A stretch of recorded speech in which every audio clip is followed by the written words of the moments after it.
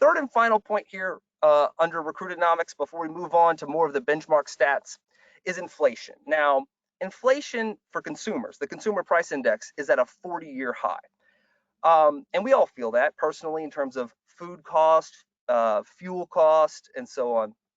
But as an analogy to the consumer price index, there is a producer price index, a PPI. This is the inflation for businesses in terms of their input cost, whether goods or services that they pay for their business. This producer price index in 2021 was over 20% year over year. So it also had a lot of inflation showing up in its price index. So businesses were also feeling that their pocketbooks being pinched, so to speak.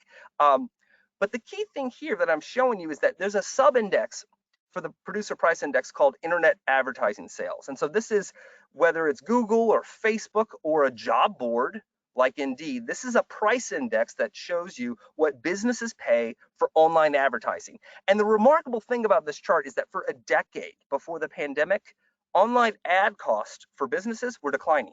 Every year there was a decline of some sort. And so over 10 years before the pandemic, I calculated online ad cost declined 42% before the pandemic started.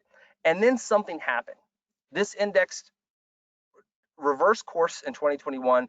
Around the spring of 2021, when the reopening, quote unquote, of the economy happened, and when vaccines became widely available and consumer spending started to be unleashed in the spring of 2021, online ad costs started to go up in a way that they never had for the past decade.